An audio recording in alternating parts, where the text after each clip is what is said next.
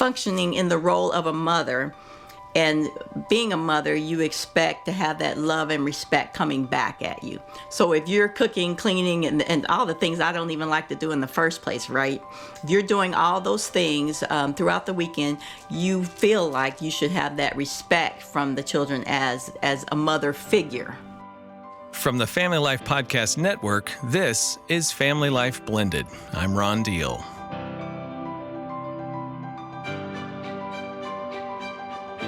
This donor-supported podcast helps blended families and those who love them pursue the relationships that matter most. I'm so glad you've joined us in this journey. Welcome to episode number 62, Pressure to Perform.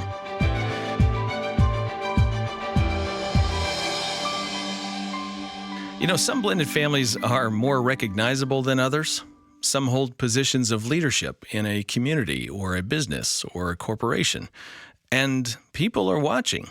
What do you do with that? And what can the rest of us learn from someone else's journey? My guests are Doctors Bobby and Janice Love. Bobby is senior pastor of the historic Second Baptist Church of Olathe, Kansas, where he has been serving for over 30 years. He's a licensed clinical pastoral counselor and helped establish the Midwest Christian Counseling and Training Center as a resource to those who are hurting. Janice, his wife, is CEO of the women's ministry, Pearls Perfected, and is a licensed Christian counselor and coach. She's the author of 3 books, including 1 + 1 = 10, a First Lady's survival guide for stepmoms. Bobby and Janice live in Olathe, Kansas, and have 8 children, 2 grandchildren, and an adorable great-granddaughter. Here's my conversation with Bobby and Janice Love.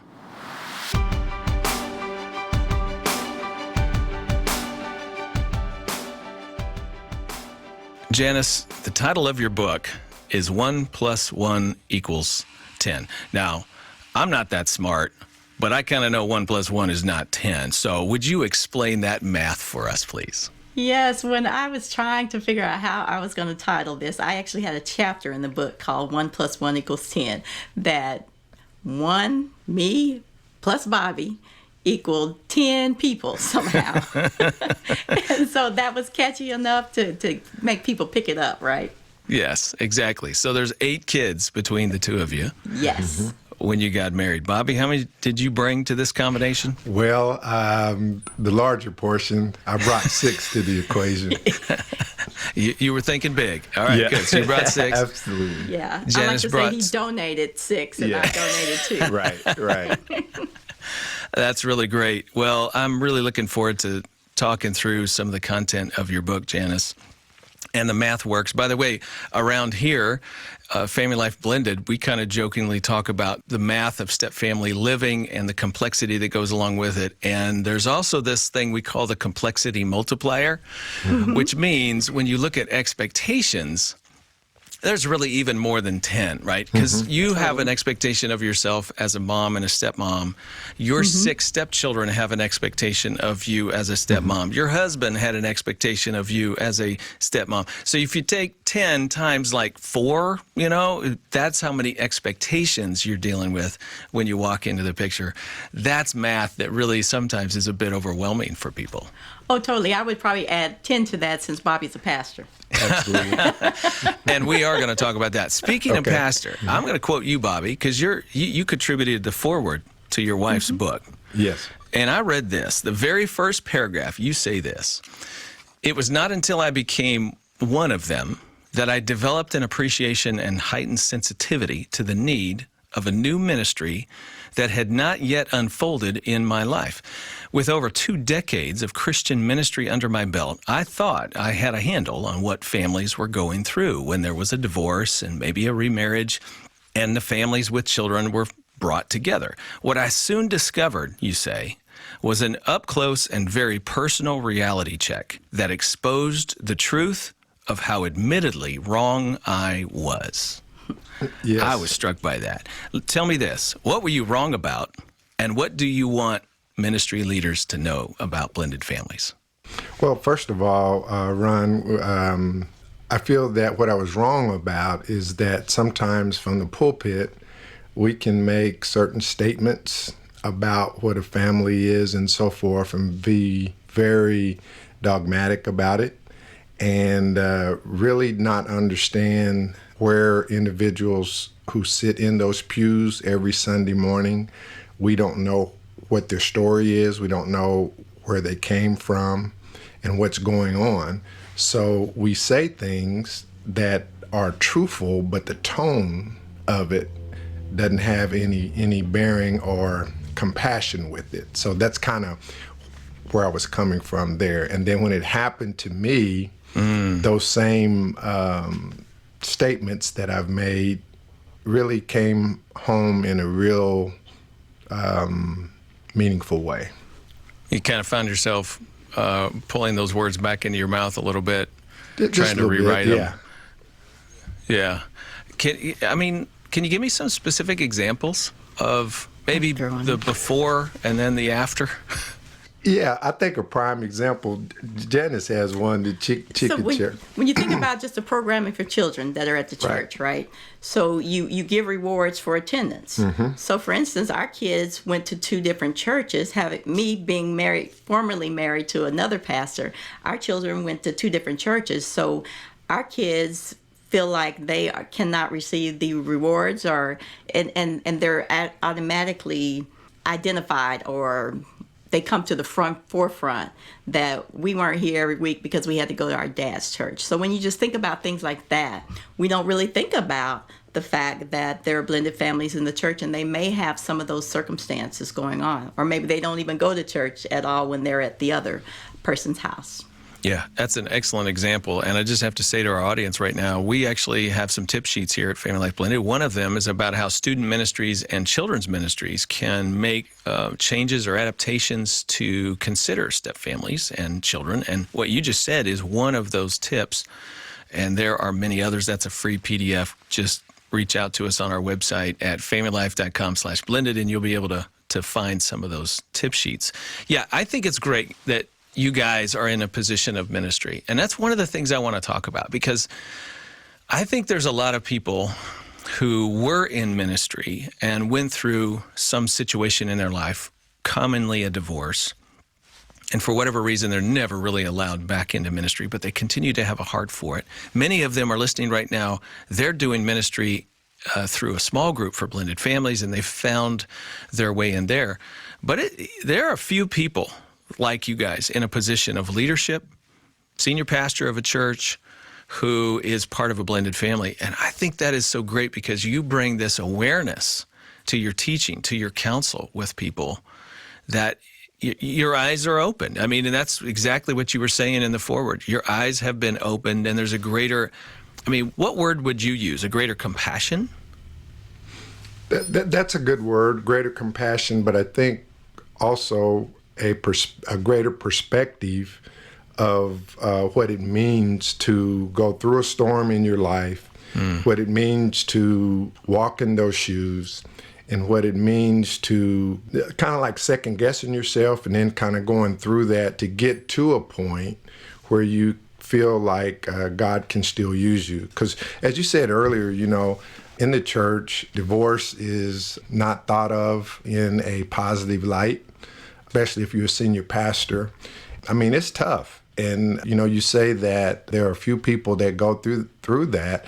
I think there are a lot more people out there than we even know. And that's kind of what we have discovered in this process.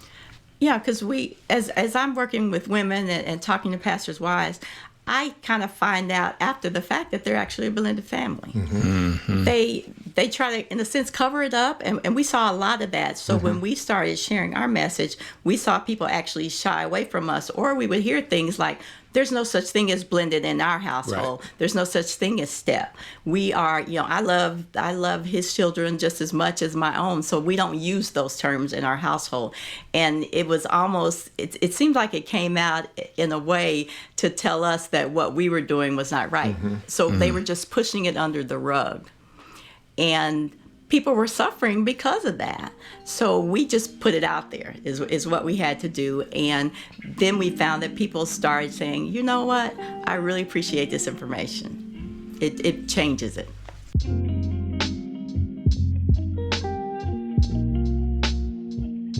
Let's keep talking about this, because this is a theme we come back to periodically in our ministry, just the shame that people feel. Oh, yes. But there is something kind of double it, or I don't know, triple it, when you're in ministry. Mm-hmm.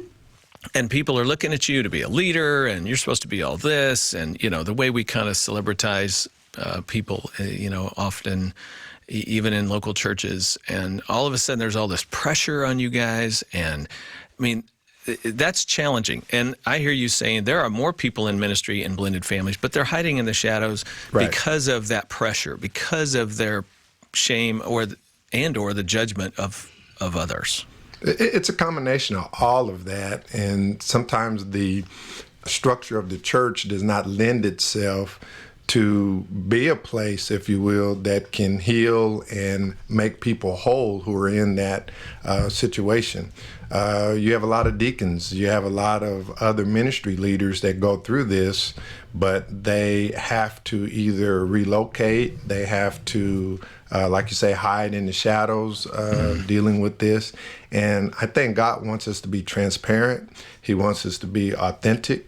And that's the only way we believe that we can help somebody. It is through our pain. I mean, this hasn't been easy. I mean, if I were in Janice's shoes in the early part of our marriage, I'm going to be honest, I don't think I could have done it. And I'm grateful that God sent her in my life. And we went through those hard points and got some help to get us to where we are. And we just want to share that with everybody. Mm. And Ron, the reason why you might not even know about my second book, I actually wrote the Step Family book first, and then I wrote a second book entitled Divorced and Still Highly Favored. And it's because I really needed to go back and deal with the fact that divorce happens in the church. And just because that happened doesn't mean that God doesn't love us anymore, that God can't use us anymore. One of the biggest challenges I had when I first joined Bobby's church as a divorced woman was I knew my ministry was to work with kids and to work with women, but I felt like I was going to be judged for working with the children because I had been divorced. And so I really went back and dealt with that in that book, because so many women and even men in leadership positions feel like that God can't use them anymore, or that people will judge them whenever they do step up in a leadership position. How can you help somebody who's in marriage when you've been divorced yourself? So I really wanted to get that message out there that your ministry doesn't end because your marriage ends. How would you encourage somebody listening right now who's going, yeah, okay, I get it. God still loves me. There's still a place for me to work and help my friends, or, formal and informal ministry roles that I can play. But I still have to deal with people who look at me like I'm second class. I'll tell you my story here. Ron, when I announced that I was, my former wife and I were having problems, I took that directly to the church, because as a pastor, you're living in the public's eye anyway, mm-hmm. and everything that we did, it was always public. And you have to know too, in those moments, you really don't have your circle of friends, your circle of confidants is zero. Mm-hmm. So I took that before the church. We kind of went through that process. And after everything happened, I felt like I was on the Isle of Patmos all by myself. Mm-hmm. My associates from rumors, from feeling like they've turned their backs on you. I even had to go through a recall. I met with my leadership of the church, went through that, got a vote of confidence, went through all of the steps, and still that wasn't good enough. Now that's just what I'm dealing with. So my former wife is dealing with her set of issues with it. and then the children, what they were exposed to, and it was just awful. I tell you, I wouldn't wish that on anybody, but going through it was tough. Yeah, so imagine the fact, again, one of the biggest challenges for us was the fact that we had to do all this publicly. Yes. So again, with me having been formerly married to a pastor and joining a church and eventually dating so it was more than just us involved. So Right. there were rumors from an old church. There was still the stigma that I was the former pastor's wife or Jezebel or whatever. Why couldn't she stay in that? So when we come together again, the whole world is watching. Mm-hmm. And if we made it through that, God brought us through that. Someone who doesn't even have to worry about a whole lot more of that external stuff.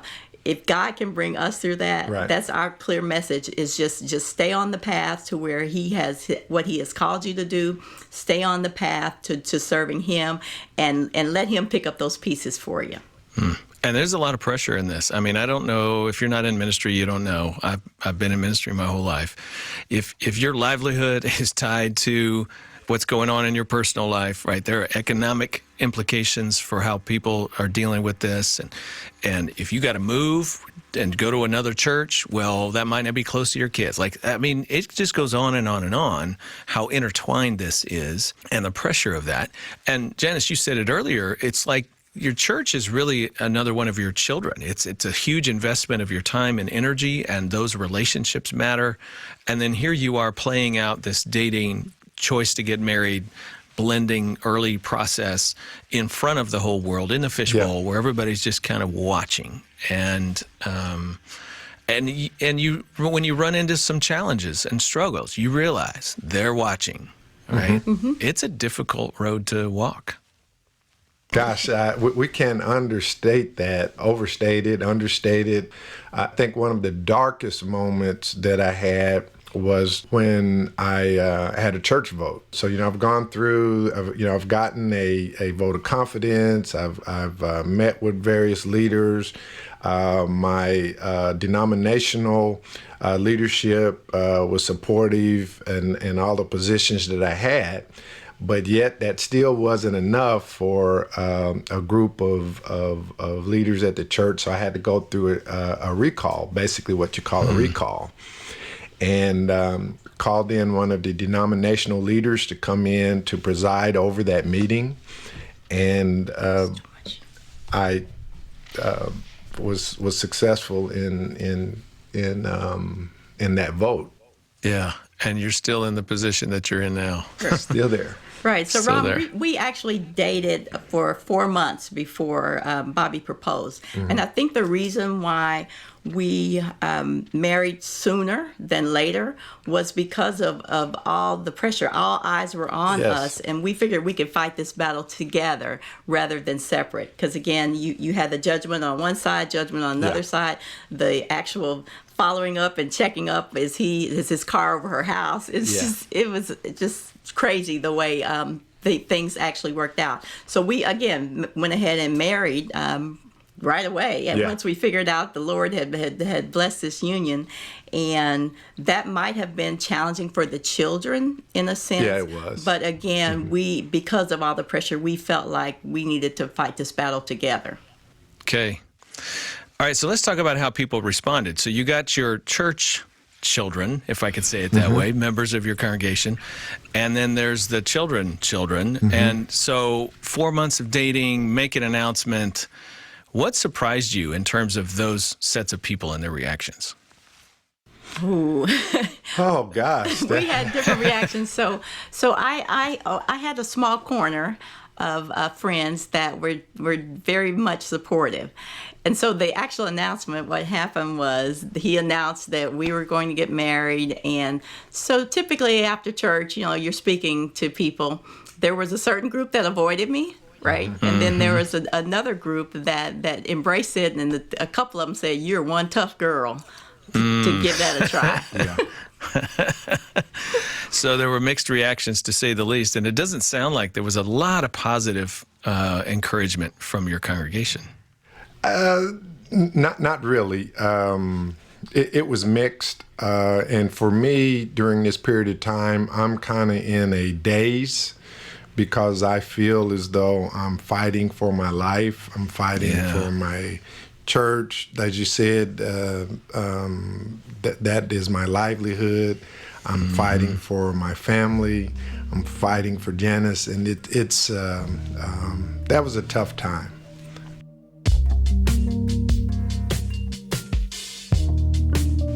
Yeah, I imagine it was. I just want to talk for a minute to people who are listening who have a business when they get married. Guess what?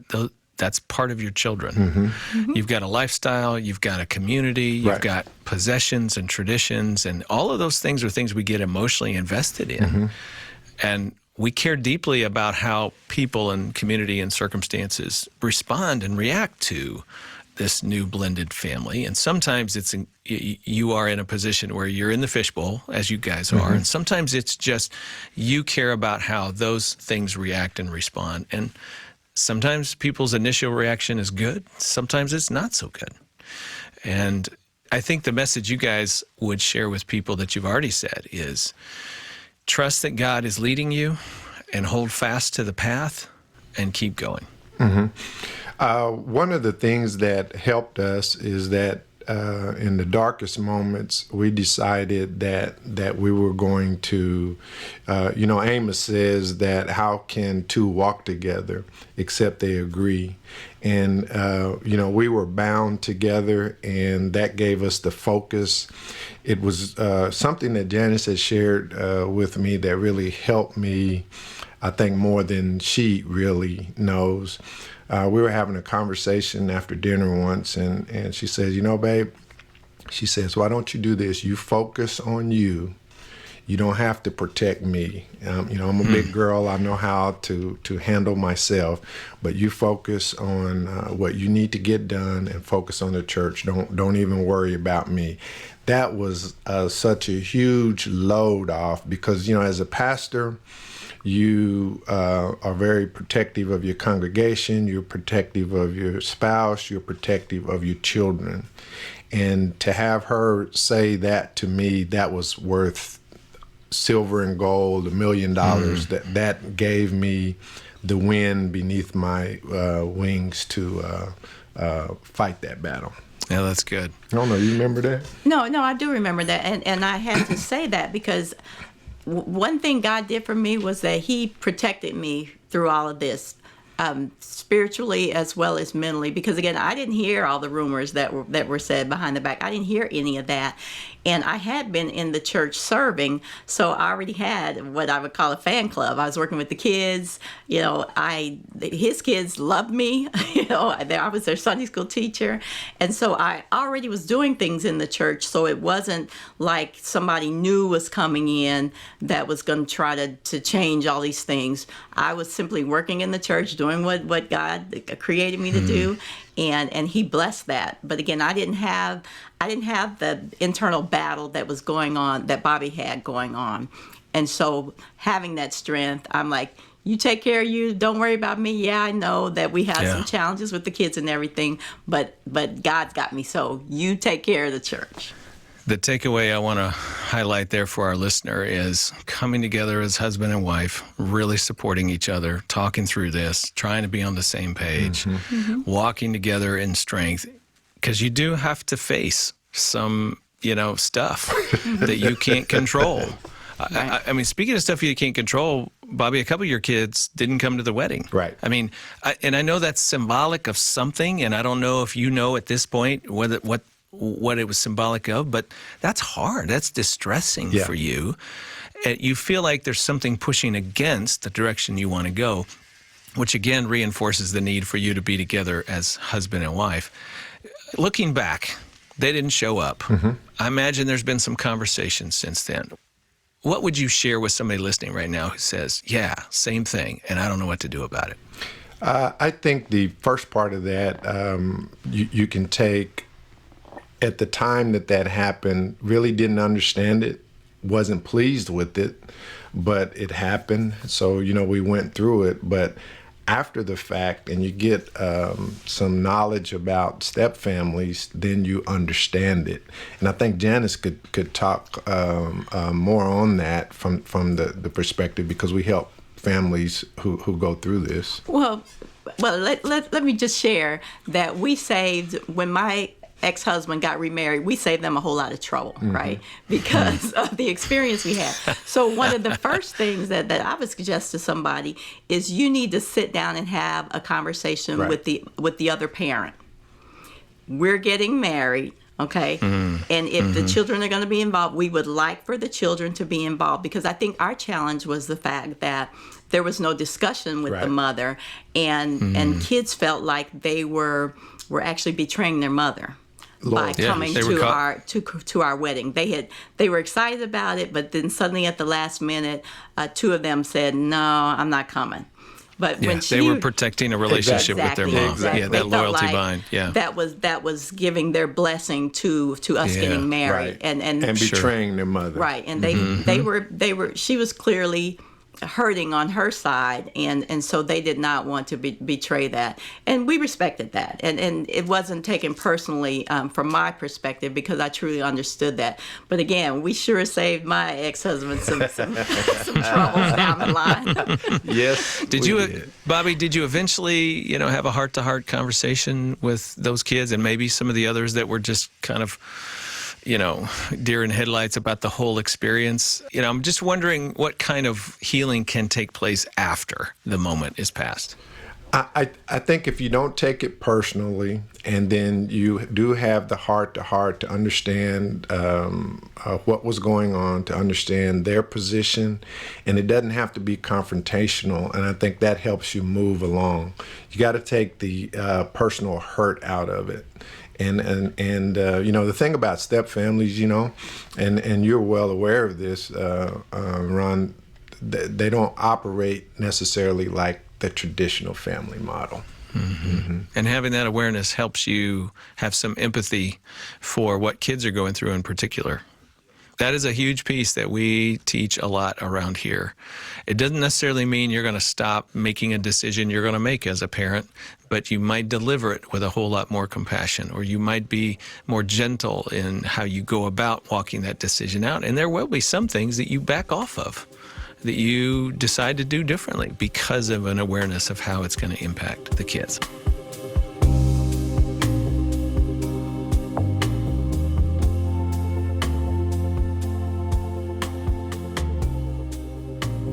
So, from reading your book, Janice, I wrote down a number of things where I was like, okay, life lessons learned from your family journey. We're going to walk through a few of these, and let's just love to have you guys comment on them. First one is, you guys had a lot of people listening right now are going to be able to relate to this. They have the fantasy is over realization that hits pretty quickly after the wedding. For most people, it happens in the first 6 months, sometimes up to 2 years, and they go, whoa, this is a whole lot more complicated than we thought. That came pretty quickly for you guys, and some of the themes that brought it to the surface were sleep preferences, household rules, the noise level in the house, bedtimes, and cleanliness. Pick one and tell us what happened. Whoa. And what'd you do about it? God. Totally. Spin the wheel. Right. Spin the wheel. Right. Let's see where it ends up. So my household at the time, just 2 children, and they're 7 years apart. So they pretty much stayed in their own space, and we pretty much had a pretty quiet house.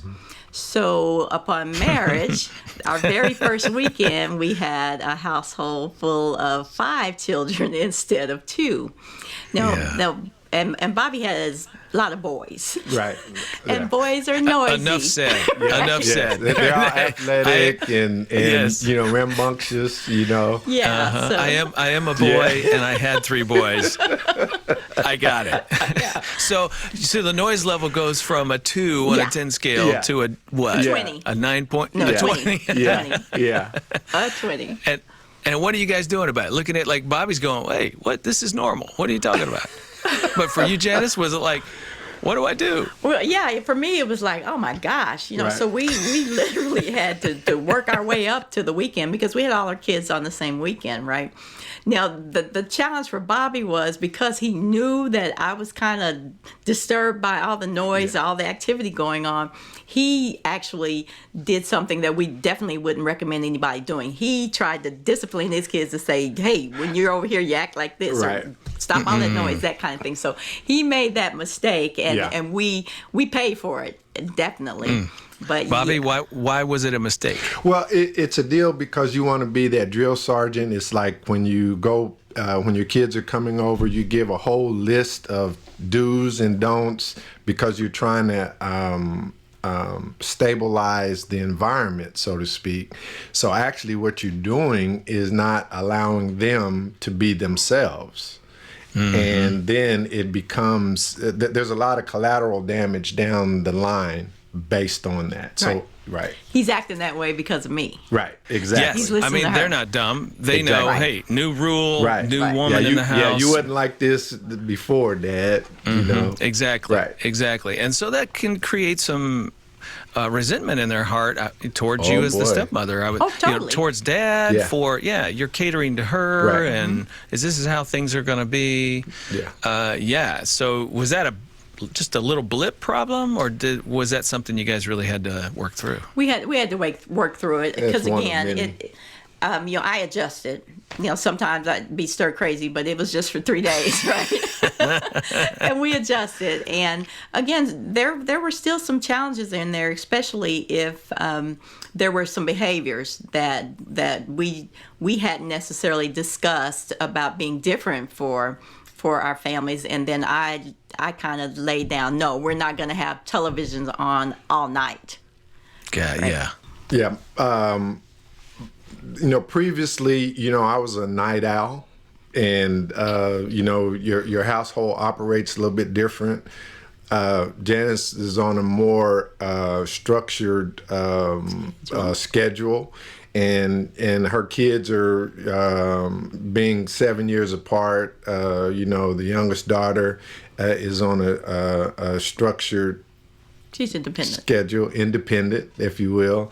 Mine are more, you got to have noise going on, lights and everything. And it was actually, it kind of got so bad from a deal is that I think talked about it in some of our seminars, is that it almost became like we're saying that my kids are the aliens invading to come to our home, and that created some internal problems. Well, here comes your kids, and it's going to be, oh boy, type of a deal. Yeah, it feels like the negativity's all flowing towards your children. Yeah. Yeah. It would have been helpful, I think, if we had gotten another house rather than him moving into my house, because again, it was kids had to share space. So that made it a little bit more challenging. So if it's all possible to get into a space that works for everybody as soon as possible, that makes a huge difference as well. Yeah, but these are the types of merger moments that reality hits, and you're like, oh, okay, this is not easy or clear. We're going to have to keep working on this and talking about it as a couple. Let's do one other that you talk about, and that's seating arrangements at the dinner table. Now, I got to tell you, I was really pleased with this section, Janice, because you spent pages talking about the importance of where people sit. Obviously, that means something to you. I have had the very same opinion for years about the dinner table can be a metaphor for the whole family. Who sits where, who's next to whom, who talks to whom. It can be a window into the family experience. But tell me what you were thinking and how you strategized about that and how you managed it with visitation schedules and all that. Yeah, it was actually an accident because when we were first married, and again, my two kids were in the household on a regular basis. I typically just sat closest to Bobby, and then my daughter sat next to me, and my son sat in what would typically be the queen position. So the king and queen is opposite one another. The heads of the table. Yeah, exactly, at the heads. And so my son sat at the head, and then my daughter sat right next to me. So what we found out was when we would say dinner's ready or breakfast is ready or whatever, we saw kids running to the table, fighting for seats. And my daughter wanted to sit closest to me. His daughter wanted to sit closest to him.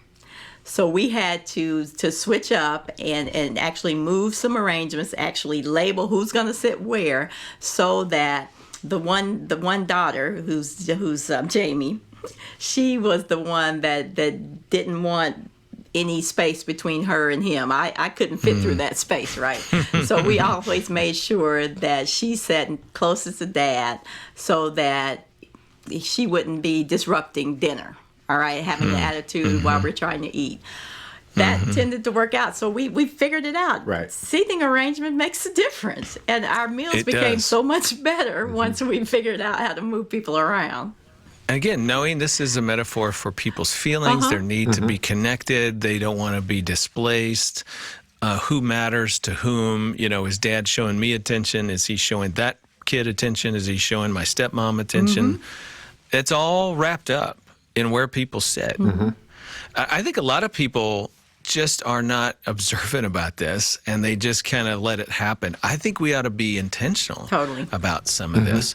And let me just say something. I want you guys to react to it, because I think common wisdom and maybe biological family wisdom would be husband and wife exactly next to each other. You control authority that way, or maybe king and queen position, as you put it, right? And then children in other places. But you want to show solidarity in all situations. Don't let that daughter who wants to be right next to her dad, don't let her get between the two of you or what have you. I think there's some wisdom, step-family wisdom, that says, for a season, you might accommodate a child who has a great need to be in a certain place.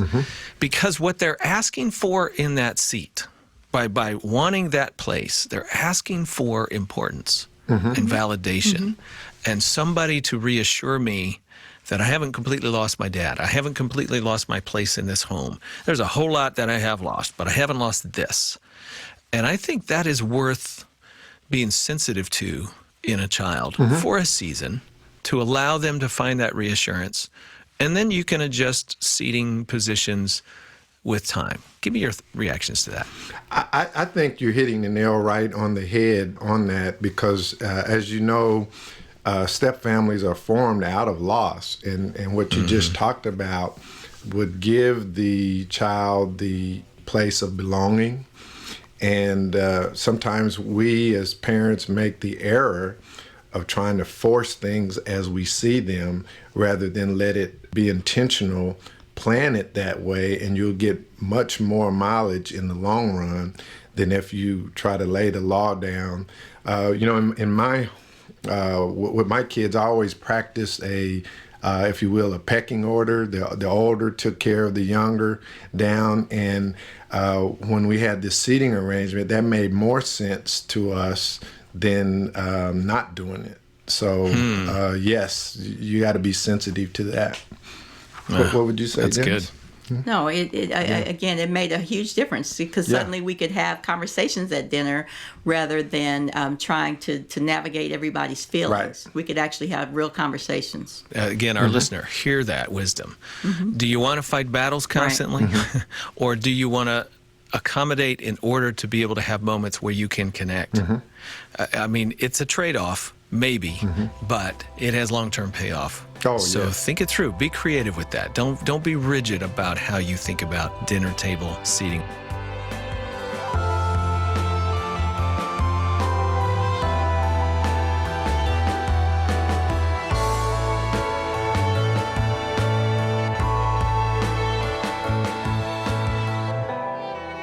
Okay, jump into another one. Janice. I'm going to call this a stepmom mistake. Okay. Right off the bat. You talked about you had an argument with your stepchildren's biological mother at one point. Yeah. And it went something a little bit like, hey, you saying I do pay insurance for the kids, so I am a mom of sorts or something. I'm not exactly sure how it came out. Yeah. So what did that moment do? So it increased the battle, okay? Because basically, as a bio mom, when you see another woman who has an emotional space in your children's lives, you can hold them closer and say, I'm not sharing, or you can encourage the relationship. So since I was carrying the insurance, right, I had some concerns about sharing insurance cards, because back then they used your social security number to actually do the insurance cards. So I did not release the insurance cards to her. I instead contacted the doctors and gave them the information. So basically, the conversation went something like this: those are my kids. And I said, well, since I'm paying insurance on them, they are my kids. And that set off a whole fight, because, again, she was fighting for her right as a mother. And clearly that was a mistake. Don't ever do that. Anybody who's listening to this, learn from do Janice. not do that. If you're paying your insurance, you just pay it and keep quiet. But do not do that, because, again, that hurt her to the core as a mother, that somebody could actually steal my children from me, in a sense.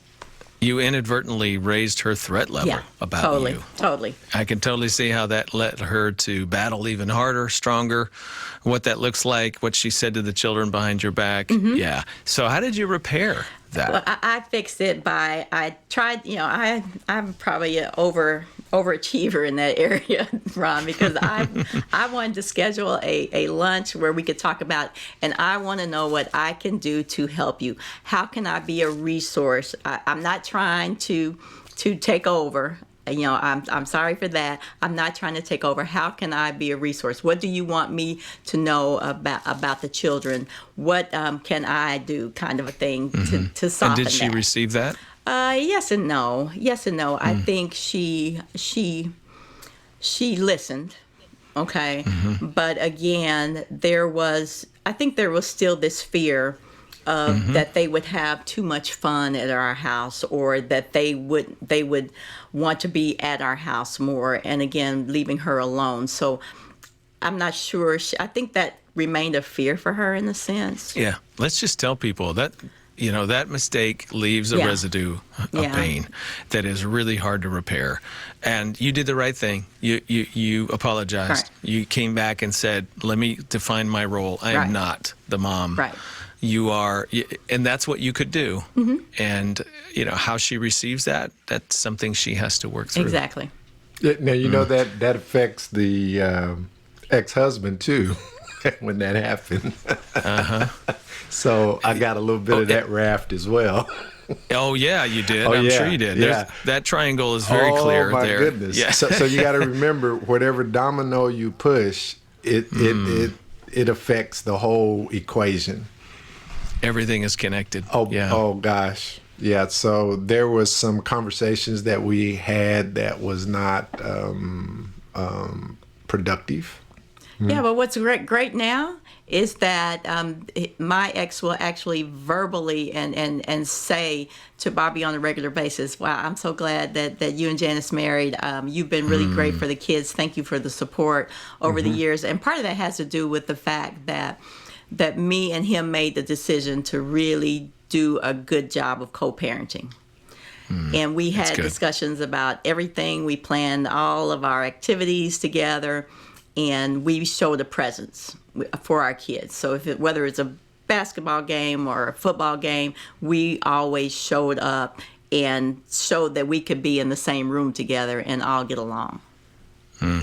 Okay, let me ask you another thing. In the book, you talk about some of the struggles you had embracing his kids. And by the way, I really respected you for being honest and transparent about struggling to love them and find your relationship with them. That's a very common experience for step-parents. But you were just pretty explicit about it. In fact, let me just read you a couple things you said. At one point, negative thoughts and questions began to dominate your thoughts about the kids. You were thinking things like this: despite everything I do for his children, buying things, feeding them, providing a safe, warm environment, letting them visit whenever they wanted to, they don't appreciate me. Number two, they don't even respect their own father and mother, so I don't stand a chance. Number three, they only put up with me or tolerate me because they know I'm the gatekeeper to their dad. 4, they are so disrespectful for ignoring me and not abiding by my rules. Somebody is echoing right now, listening to us, going, amen, sister, amen, amen. I could so relate to that. And then you had, when is Bobby going to do something about them treating me this way? Right? There was a lot of angst going on inside of you. First of all, I'm wondering, have your stepkids read that section? Do they know? Yeah. Okay. And so what did you do with all of those feelings when you were in that place? Well, and that's probably from the chapter, I love them, but I don't like them, right? Yes. Well, again, there were so many things that again, I took things personally just from a standpoint of a kid being hurt. They didn't know how to respond to our being married. And so the only way to respond is through behavior. Maybe they didn't say you're not my mom, but behavior said that very loud and clearly. So I'm functioning in the role of a mother, and being a mother, you expect to have that love and respect coming back at you. So if you're cooking, cleaning, and all the things I don't even like to do in the first place, right? If you're doing all those things throughout the weekend, you feel like you should have that respect from the children as a mother figure, okay? But there were times when that just didn't happen. And again, partly because I think they were afraid to form a relationship with me. They were afraid to be happy in the household, because they would have to go back home and report that, oh, we had a great time at Dad's house. No, they needed to report there was a miserable time. They needed to be able to pick up the phone and say, Mom, come get me now. And again, in a child's mind, especially if they feel like they were part of the reason why their parents broke up in the first place, that they can manipulate this situation and end this marriage. We won't have to worry about her anymore if she's miserable enough. Yeah. Right. So again, I internalized all of that and really had to step back and say, okay, I'm the adult here. This is our home, and I am not going to allow someone else to come in and totally influence my whole psyche or change me into that evil stepmom that we're afraid of being, right? You that's the one thing you promise in your mind. I am not going to be that evil stepmom. But the best of mothers can go through that challenge when some of those behaviors exhibit themselves. Exactly. They can. So in the midst of all of this, I'm sure you're talking to Bobby. Oh, yeah. Bobby, you're on the receiving end of her frustrations. Yeah. Why don't you fix this in child A, B, or C? That's a hard place for you as a biological parent, because you're feeling all this pressure. You can't make everybody happy. Where does that leave you? Well, a couple of things with that. Number one, because I wasn't the custodial parent, you get into the role that you're happy to see your kids, but you find yourself in the middle.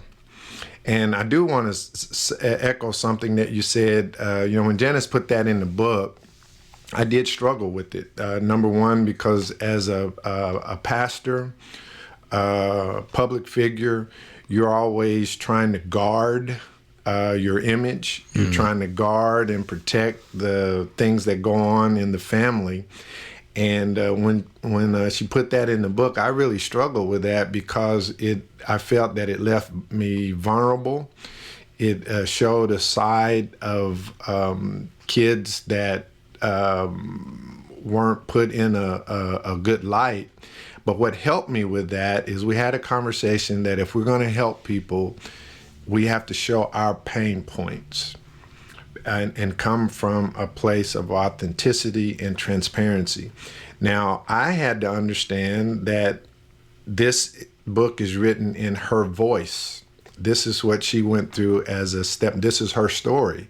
So once I understood that, it really made sense, and I could embrace it, because how many other people go through this? How many other fathers go through this? So I'm so busy trying to be a good pastor and a wonderful father, and here's my kids. I don't even know what to say. So I'm on an island of paralysis. I don't want to do anything that's going to anger my wife, upset that.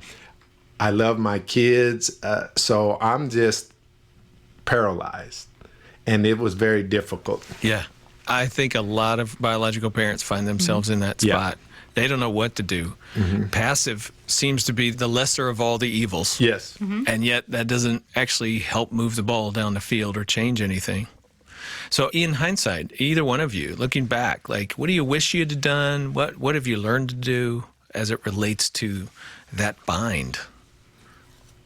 I think not internalize everything. Some things were just simply differences in the way we operated. And what I would do is take them personally, that they're doing this to irritate me. They're just being themselves, right? So I think you have to realize, again, the pain that children come into step families with. They didn't ask for this. And so they're trying to make the best they can out of a tough situation for them. And again, they might not even recognize who their parent is, somebody they've been with all their lives, when they are in relation with someone else. So we have to realize that kids are really going through things, and for us not to take it personal and to launch back at the kids. That's the key thing that I would encourage people to sit back, take a look at the situation. Don't take it personally. Blame it on Steph is what we call it. Right. Blame it on that versus blaming it on the child. That's a good word. You know, Ron, I kind of use an analogy.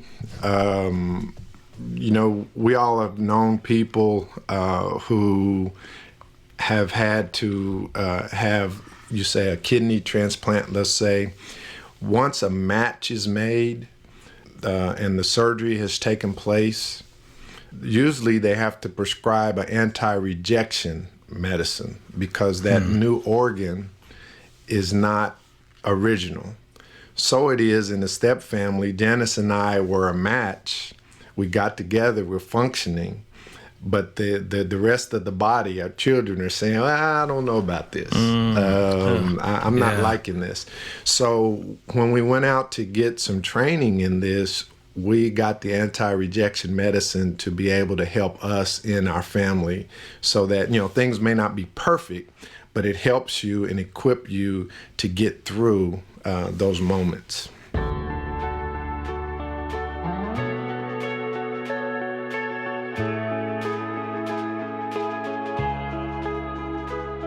One of the other things, Janice, you say about the stuff you wanted to fix in his kids was, at some level, some of it, you just had to decide to let it go. Yeah, and a lot of it was just something as simple as how things appeared on Sundays. We were trying to protect the brand in a sense. So, for instance, this is the thing that me and Jamie laugh about a lot. You know, she was tall, very tall for her age, and she wanted to be a little more grown about how the way she dressed. And so she would pull out something, and I was like, oh, she is not wearing that to church. And I didn't want us to get to church and they say she let her put that on. So it was your brand was at stake. Yes. So you had to. So that led to battles over clothes. Yeah, battles over clothes, battles over if kids get sleepy and fall asleep in church. You know, I felt like that was my job to control those things, to control them in that environment. And how'd that work out for you? I did. How'd that work out for you trying to control? It did not work at all, Ron. Yeah. How did I know that was going to be the answer? Oh, my goodness.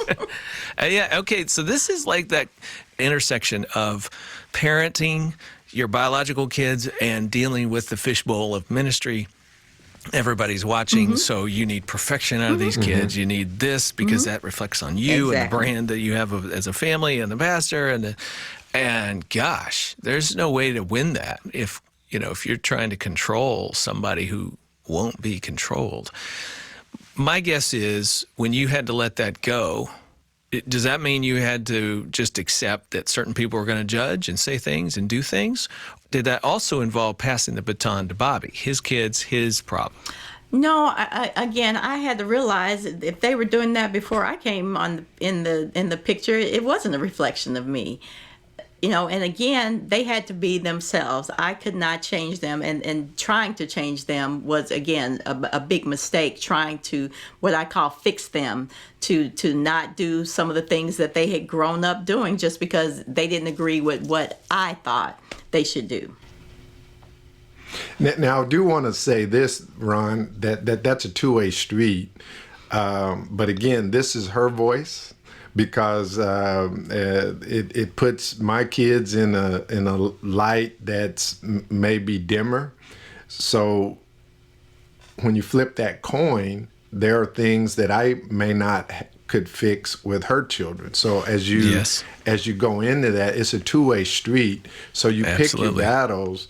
But me having the larger amount of kids, and she had her kids pretty well structured in her processes, it was a challenge. And you have to find the what I would call the sweet spot of choosing those battles and just rolling with it and pray to God that He works those things out.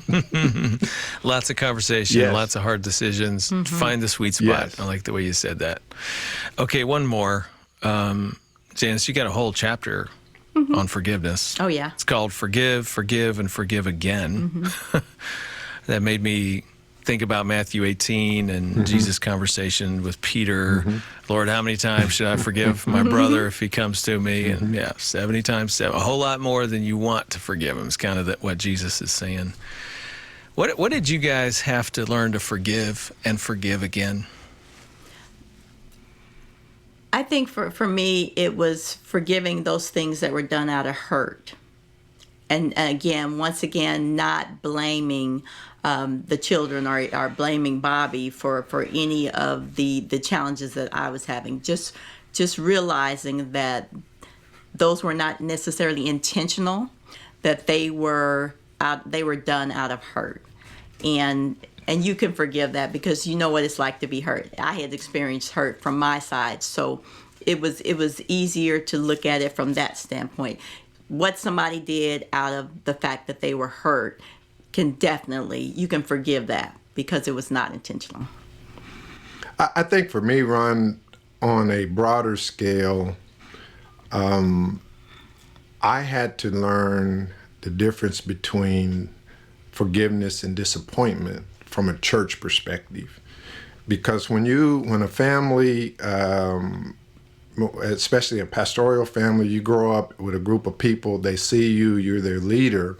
And when you go through a life-altering change, people are not going to always agree with you. They love you, but they are disappointed. So I had to learn the difference between disappointment and hurt and forgiveness all in that to be able to do my job.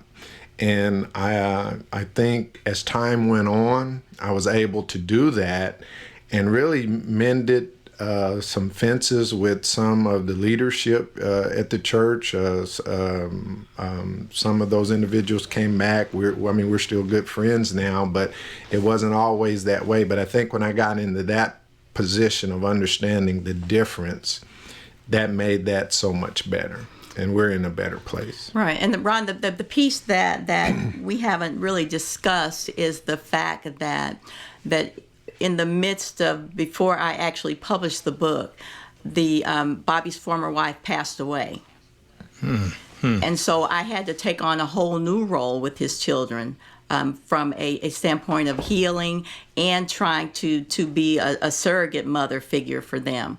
So especially when that happened, I definitely had to forget about all the hurts of the past because they were hurting and they needed me to be there for them. So that's when, all that stuff just disappeared. Who cares about what happened 5 years ago? We have to do what we have to do to make you all whole. I'll push back just a little. You didn't have to forgive. Even in spite of that circumstance, you didn't have to. Sometimes people dig in their heels and say, what, now you want me around? Now you're going to ask for, just because trouble has come to your life? No, I'm not giving that to you. So you didn't have to, but you did. And it's because the Lord is right. The Lord knows what it takes for us to find peace in this world and in our own hearts. And forgiveness should be one of those things that we keep very close by. Yeah, it freed me. Yes. Okay, final thought. Somebody's listening right now and they're going, wow, they've been through a lot. We're still in the throes of stuff and I don't know what to do. Uncertainty about their life and their family. What would you say to them about how faith can empower their journey through the hard?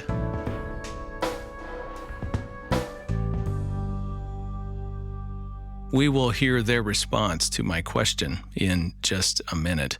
Before we do that, would you do me a quick favor? Would you give us a rating or write a review and maybe share this podcast with someone else? You know, that helps them find us and find hope. There was a portion of our discussion when Bobby was talking about feeling paralyzed by what was going on between Janice and his kids. I want to share some more thoughts on navigating that difficult situation. You know, one of the things you can do as a couple to protect your solidarity in that situation is to make sure you're sharing your confusion with your spouse. It might sound something like this. Honey, I hear what you're saying, and I so want to help you with that concern. But I also see how these changes are frustrating to the kids. You know, honestly, I see both sides, and I'm not sure what's best. And I feel a little paralyzed by this. I'm not sure what to do, but I wanted to bring this to you so you and I can keep talking through it and figure out how we're going to deal with it together. Okay, taking that sort of action helps to protect your marriage and gives you an opportunity to work together as you try to resolve the situation.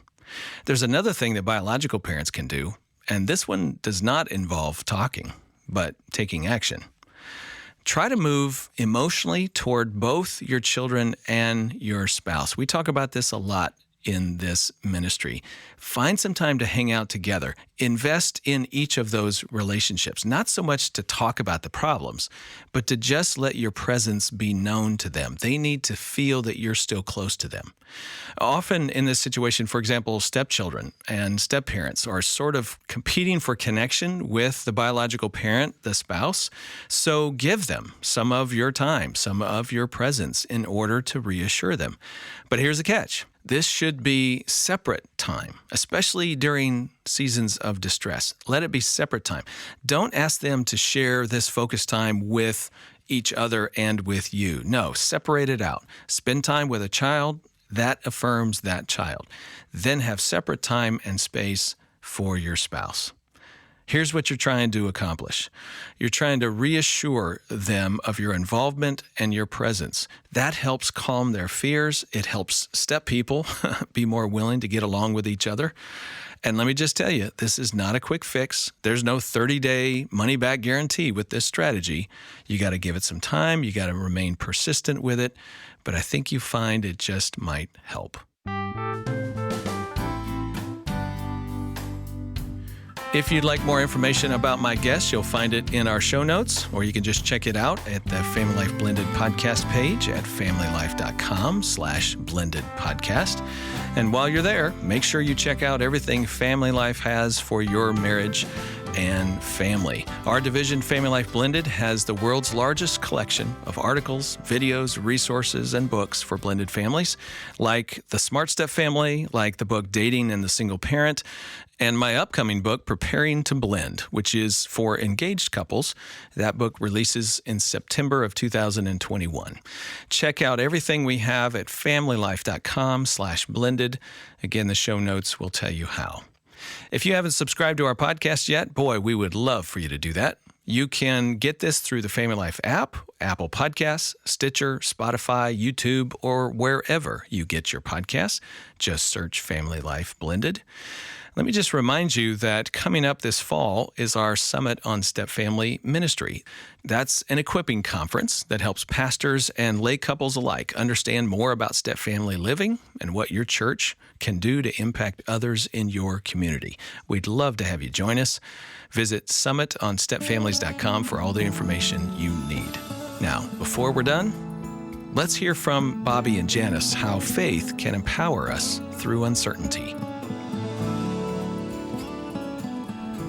Well, my favorite scripture is Romans 8:28. Yes, I was just going to say that.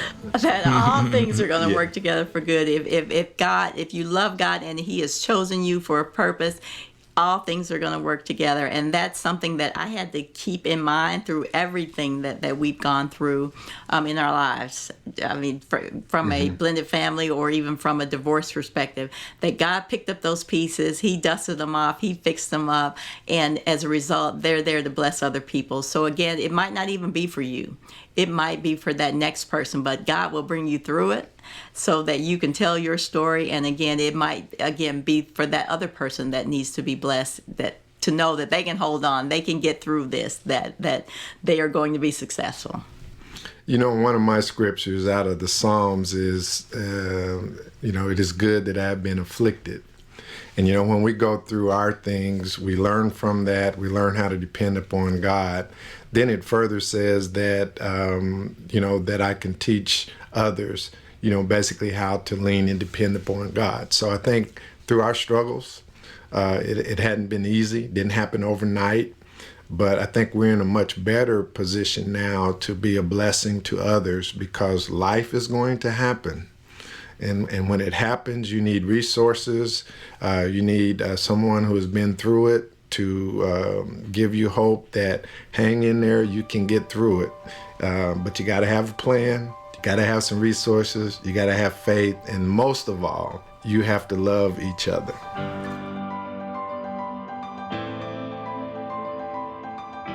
Next time, we're going to hear from author Shelby Abbott about his experience growing up in a blended family. When you're younger, you think if you would have just been able to work it out, we wouldn't be in this situation. Again, that being said, my stepdad, familial-wise, was the greatest thing that ever happened to me. That's Shelby Abbott, next time on Family Life Blended.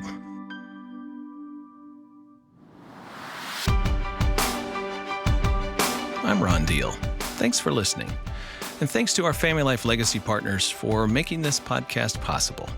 You can join our legacy partners and help us produce this podcast and other resources by making a tax-deductible donation specifically for Family Life Blended. Just look in the show notes for a link. I cannot tell you how grateful we are to our donors, especially our monthly partners. Please consider making a gift to help us reach more families. Our chief audio engineer is Keith Lynch, Bruce Goff, our producer. Our mastering engineer is Justin Adams, project coordinator Ann Ancaro, and theme music provided by Braden Deal. Family Life Blended is part of the Family Life Podcast Network, helping you pursue the relationships that matter most.